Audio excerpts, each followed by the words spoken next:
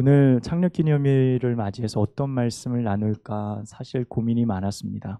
우리가 지금 말씀 시리즈를 바라봄 시리즈를 하고 있고 이번 주가 원래는 5주 마지막 주 말씀인데 이제 바라봄 시리즈는 다음 주에 마지막으로 우리 함께 하고, 오늘은 요한계시록에 나와 있는 소아시아 7교회에게 편지하신 성령의 편지에 대한 내용 가운데 특별히 책망이 없었던 두 교회가 있었습니다.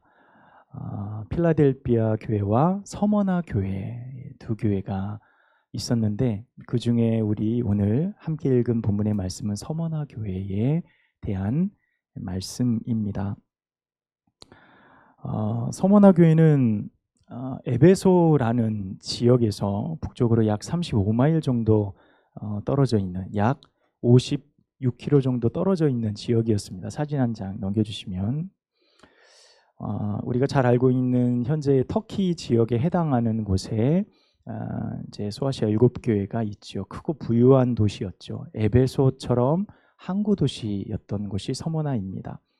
하지만 오늘날 대부분 다 폐허가 되었고 에베소와 다른 지역들로 다 폐허가 되었지만 유일하게 서머나 지역만큼은 아직까지 터키에서 약 20만의 인구가 살고 있는 도시로 여전히 남아 있습니다. 큰 항구 도시입니다.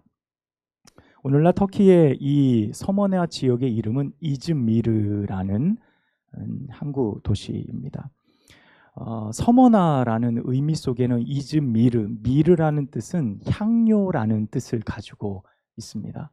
그래서 이 향료는 뭐 시체에도 바르기도 하고 또 일반 많은 사람들에게 향신료 혹은 이런 역할을 하는 재료들로 사용되어지기도 합니다.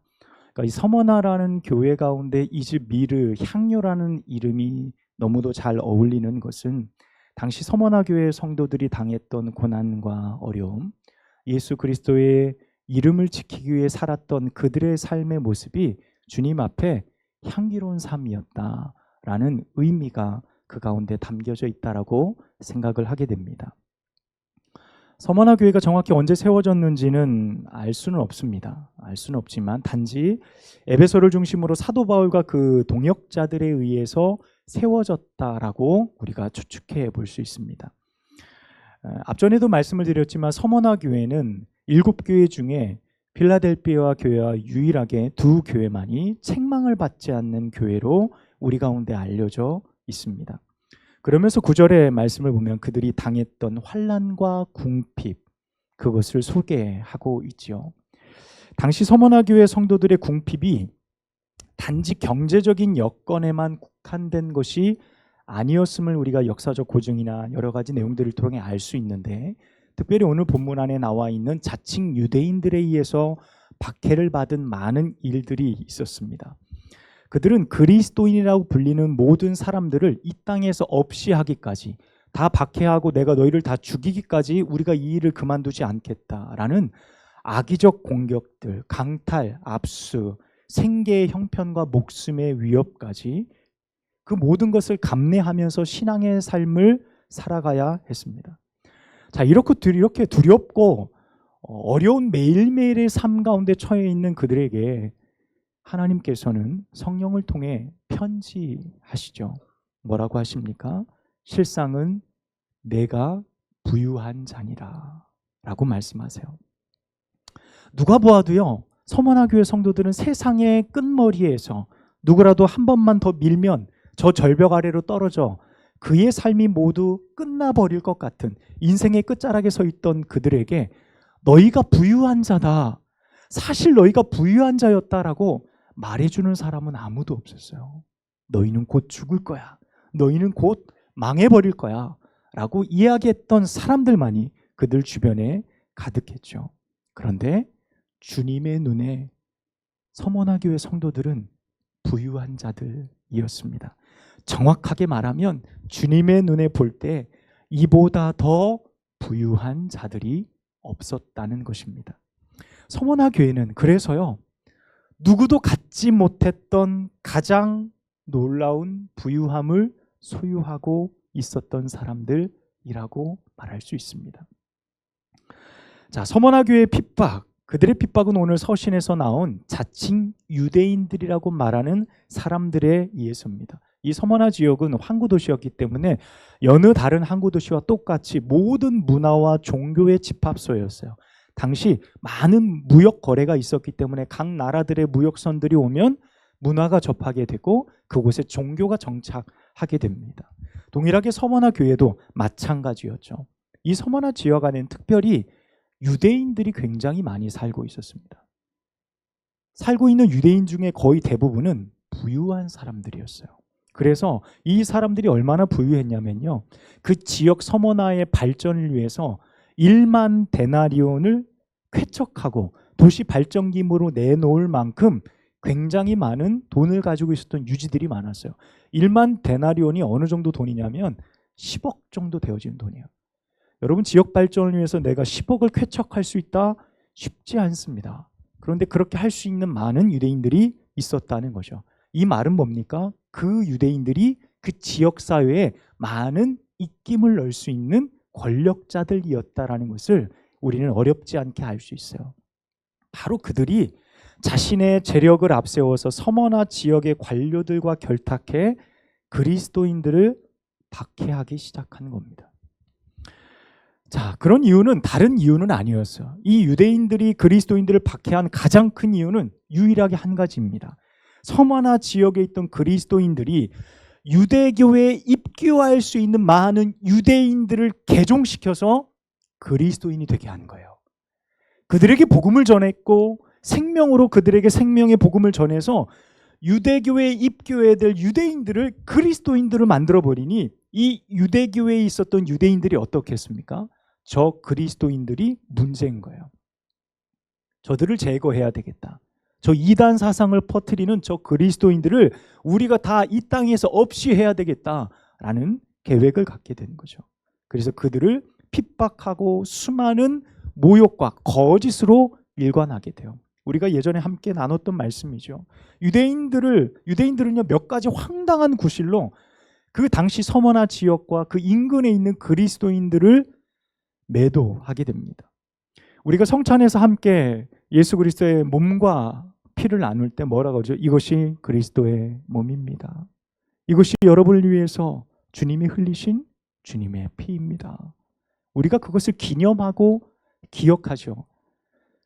이 사실을 가지고 거기 서머나에 있던 많은 유대인들이 뭐라 그러냐면 그들은 사람의 살과 피를 먹는 존재들이다 라고 그들을 식인종으로 매도했습니다. 실제 1세기 때의 그리스도인들의 기본적인 그리스도인들이라는 사람들은 어떤 사람? 야만인이다 라는 소문들이 퍼져나가기 시작했어요.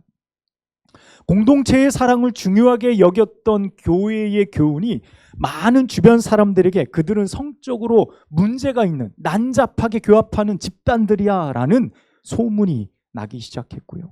가족 중에 누군가가 예수 그리스도를 믿고 그리스도인이 됐다 그러면 그 가정은 완전히 무너져 버릴 거야 라는 가정을 파괴해버리는 집단으로 소문을 냈습니다.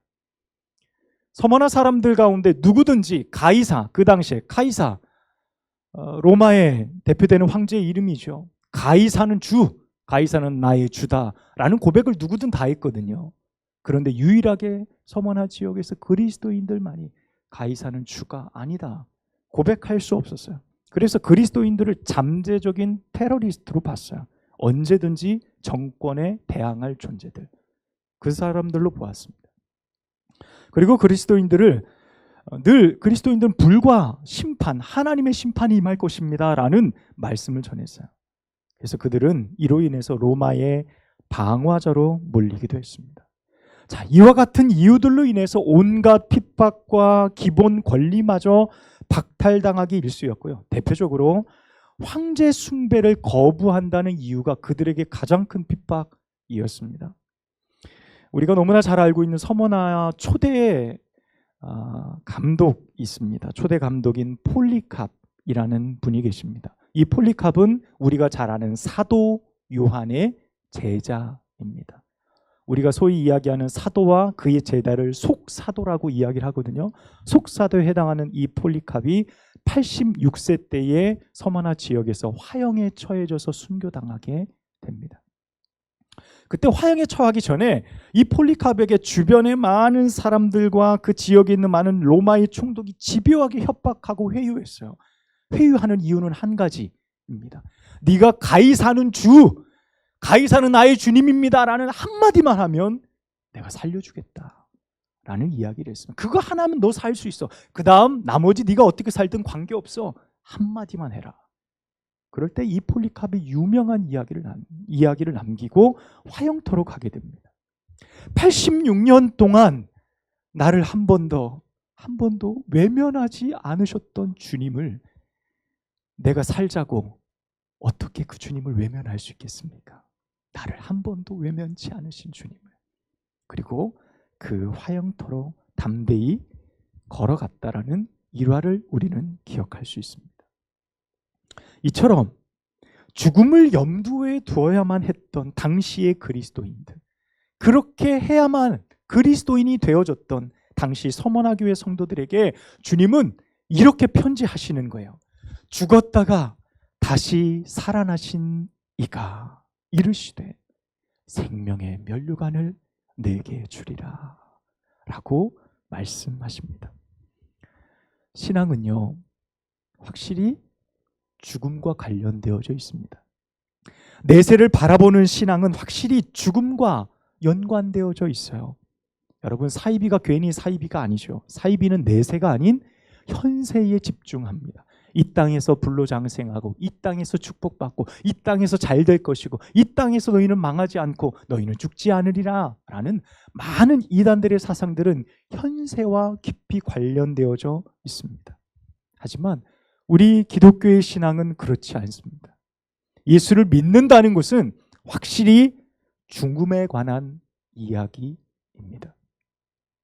기독교의 신앙은, 기독교의 이야기는 죽음으로부터 사실 시작하게 되어집니다. 아담과 하와가 범죄했을 때 하나님께서는 양을 잡아서 피를 흘려 죽음으로 그들의 죄를 가려 주시게 됩니다. 그들의 아들이었던 가인과 아벨 또한 제물로 하나님 앞에 예배를 드리게 되죠. 하나님 앞에서는 기독교의 신앙의 시작은 사실 많은 죽음의 이야기들로 가득 차 있습니다.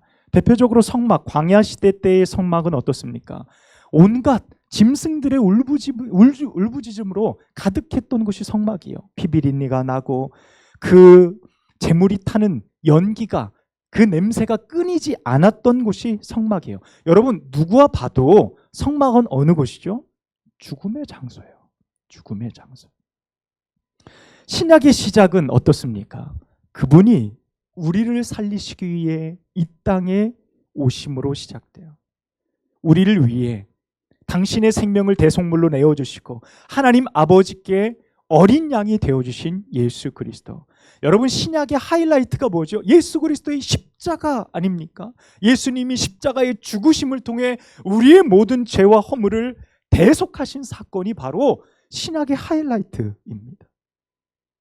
우리들에게 그 모든 죽음은 모든 죄인들을 살리기 위한 예수 그리스도의 가장 위대한 선택이었어요. 그래서 예수님이 우리에게 보여주신 십자가는 뭡니까? 진정 산다는 것은 죽음으로부터 시작된다는 거예요. 진정 산다는 것은 죽음을 통과할 때 가능하다라는 말씀을 하는 겁니다. 오늘 서머나 교회 성도들에게, 그리고 이 땅을 살아가고 있는 우리 한마음 교회 성도들에게 주님이 말씀하시는 것입니다. 우리는 오늘도요, 여전히 어떻게 하면 살까? 그것에 굉장히 지대한 관심이 있습니다. 서머나 교회 성도들도 그러했죠. 대표적으로 서머나 교회 성도들 초대 감독이었던 폴리캅, 살 수 있는 기회를 잡아라. 살 수 있는 기회를 잡아라. 이것이 너의 인생에 더 없는 기회다. 너가 이번 한번 이야기하고 너가 어떻게 살든지, 또 복음의 영향력을 펼치든 나는 관계없어. 한 번만 고백하면 돼. 그 살 수 있는 기회를 폴리캅은 포기합니다. 우리는 어떻게 하면 더 잘 살까? 그것에 너무 관심이 많습니다. 그런데 여러분, 무엇이 사는 겁니까? 여러분, 무엇이 더 잘 사는 거예요? 여러분, 무엇이 살아가는 것입니까? 우리는 무엇이 사는 것인지를 정확히 알지 못하며 그 삶을 추구하며 살아가고 있는 것 같아요. 어떻게 보면 이 시대의 유행어처럼 잘 먹고 좋은 곳에서 넉넉하게 노후를 잘 준비하며 살아가는 것, 매달 내 통장에 얼마 이상의 금액이 쌓여가는 것, 안정된 수익을 얻는 것, 그것이 잘 살아가는 것일까요? 여러분, 우리는 이미 30년, 40년 전보다 더 잘 살고 있습니다. 더 잘 먹고 있고요. 더 좋은 환경에서 살아가고 더 안락한 환경을 얻고 있습니다. 더 질 좋은 의료 서비스를 받고 수명이 연장되며 살아가고 있어요. 과거에 부유했던 사람들이 그렇게 누리고자 했던 그 부유함을 우리는 이 시대에 평범하게 누리며 살아가고 있다는 겁니다. 그럼에도 우리는 여전히 더 잘 살려고 힘쓰고 있어요. 어떻게 하면 잘 살까? 여러분, 무엇이 정말 잘 사는 길입니까? 오늘 또 우리는 잘 살기 위해 많은 사람들, 세상의 부유함, 그 부유함 속에서 우리 가운데 주어지는 생명을 신앙같이 믿고 살아갑니다. 오늘 말씀처럼 그것에 죽도록 충성하며 살아가고 있는지도 모르겠어요. 그런데 주님은 서머나교회 성도들과 그리고 그 지역에 있던 많은 사람들, 예수 그리스도를 따르는 사람들에게 이렇게 말씀합니다. 너희는 잘 살려고 하지 마라. 여러분, 주님이 선택의 기로에 있던 서머나 성도들에게 어떻게든 살아남아서 가이사가 주라고 거짓으로 이야기해도 괜찮으니 어떻게든 살아남아서 복음을 전해라. 합리적이잖아요. 여러분, 너무 합리적이잖아요. 그런데 주님은 그렇게 말씀하시지 않더라고요. 뭐라고 말씀하세요? 다만 죽으라. 다만 죽으라. 라고 말씀하셨습니다. 여러분, 다만 죽으라는 이 말씀이 불합리하게 들릴 수 있을 것 같아요. 왜 그러냐면 죽음 앞에 살고자 하는 우리의 미묘한 갈등이 사실 우리의 삶 속에 깊이 내재되어 있기 때문입니다. 그리스도인도 세상에 대하여 죽지 않고 살아가는 사람, 내가 예수를 믿는다고 말하지만 세상의 모든 것을 언제나 환영하고 세상 가운데 열려 내가 어떻게든 잘 살아보리라 생각하는 사람들에게는요, 여전히 내가 이 땅 가운데서 잘 살기 위해, 내가 목숨 부지하기 위해 그렇게 살아가요. 믿지 않는 사람과 믿는 자의 차이, 그렇게 크지 않음을 보게 됩니다. 그러나 오늘 주님은 우리 가운데 말씀하십니다. 세상에 대하여 죽으라 라고 말씀하세요. 우리는 살기 원하지만 주님은 서머나교회 성도들에게 죽으라고 말씀하세요. 여러분, 그 이유가 무엇입니까? 여러분, 주님 안에 있는 우리, 기독교 신앙을 가진 그리스도인이 된 우리의 정체성은요, 죽음으로부터 시작되기 때문입니다. 여러분, 주님이 먼저 죽으셨고 그를 따르는 제자들이 세상에 대하여 죽고 정말 실제로 자신들을 죽이려고 했던 그들의 손에 의해서 모두 다 순교를 당하게 돼요. 여러분, 이것이 기독교의 신앙이고 이것이 기독교의 믿음이에요.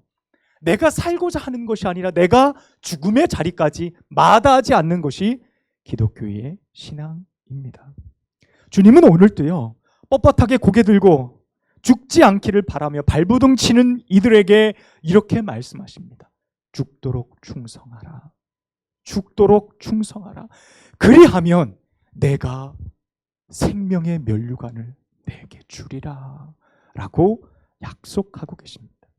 여러분, 이제껏 세상 것에 충성하고요, 나를 죽이고 주님을 위해 충성하라고 명령하시는 모든 명령을 뒤로하고 살았던 나에게 주님이 말씀하시는 거예요. 참 생명을 내게 주리라. 참 생명을 내게 주리라. 여러분, 신앙은 확실히 죽고 사는 문제입니다. 주님은 어느 누구도 할 수 없는 죽고 사는 문제를 경험하셨고 해결하신 분이시죠. 서머나교회 성도들에게 죽도록 충성하라고 말하고 생명의 면류관을 줄 수 없다고 한다면 주님은 우리의 주님이 되어주실 수 없으셨을 거예요. 그런데 주님이 말씀하십니다. 네가 죽는다? 나를 위해서 희생하고 나를 위해서 포기하고 나를 위해서 너의 삶을 들여 포기한다. 내가 너를 위해 생명의 면류관을 줄게. 영원한 생명이 주께 있기 때문입니다. 진정 그것을 주실 수 있는 유일한 분은 여러분 세상이 아니에요. 세상의 많은 가치, 세상의 성공이 우리에게 생명을 가져다 주지 않습니다. 죽고 사는 모든 것을 이기시고 우리에게 영원한 생명을 허락하실 수 있는 유일한 분은 오직 예수 그리스도밖에 없으심을 믿으시기를 축복합니다.